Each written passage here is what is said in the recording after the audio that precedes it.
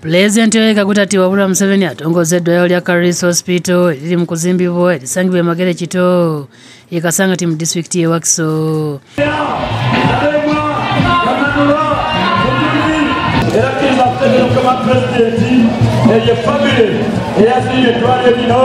Eddwaliro lino lyazimbiddwa Musigansimbi abeegattira mu Karis Group nga President asinziddewo n'ategeeza nti ebyobulamu bikulu nnyo mu ggwanga era gavumenti ekola kyonna ekisoboka okulaba nga Musigansimbi abavuddeyo okugikwasizaako babawa obukuumi wamu n'okubanguyiza mu byetaago basobole okwongera ku bungi bw'amalwaliro agazimbibwa mu ggwanga.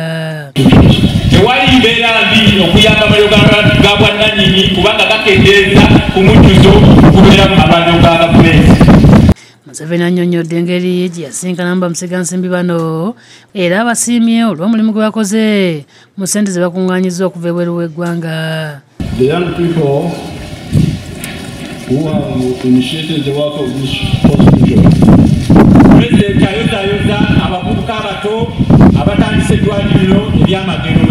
Akubiriza bannayuganda okwesa omukisa mu katale akawamu mu Africa okutunda bye balina kyokka n'akubiriza abantu okukumya okuwalagana mu mawanga ne mu ddiini wabula bakozesa ebitundu byabwe eby'enjawulo basobole okutunda ebintu byabwe. Wabula Museveni akubiriza bannakibiina ky'NRM okubunyisa manifesito yaabwe omuli okwongera ku bungi bw'emirimu okunyweza ebyokwerinda ebyenkulaakulana obutale n'ebirala nga kwagenda okusinga okussa amaanyi mu kisanja ekiddako nga NRM ewangudde akalulu.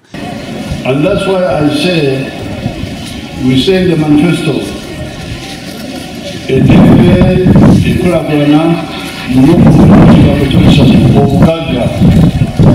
Lwaki manifesto yateekamu ebintu ebyo eddembe enkulaakulana n'obugagga and differentiate wealth development in ours. Ssente w'NRM Wakiso Moses Mayanja asimye President Museveni olw'omulimu gw'okutumbula ebyenfuna by'abantu ng'ayita mu nkola ya PDM kyokka alina byasabye Pulezidenti abakolere naddala mu bitundu bya Wakiso eby'omukyalo omuli ebbula ly'amazzi. Mbeera yonna zirakola wamu naawe kubanga ebintu ebyo birateekawo. Mu manifesto wagambye engulu zirakolebwa lwakukola zikoleddwa. Naye lwafeera lukyaganyamye katono olw'akatimba wale.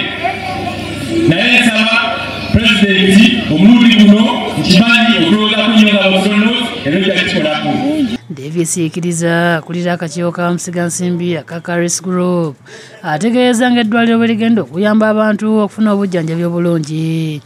The hospital has 125 beds inpatient, 18 intensive ICUs. Is going to be having a major hospital and a nursing university where Ugandans will train in nursing with sufficient skills to market our fellow Ugandans in international markets. Agamba nti akwongera ku bungi bw'emirimu eri abasawo wamu n'okusomesa abasawo okwongera ku bukugu bwabwe. And artificial intelligence which will enable us to employ more than 1,000 doctors to excellency.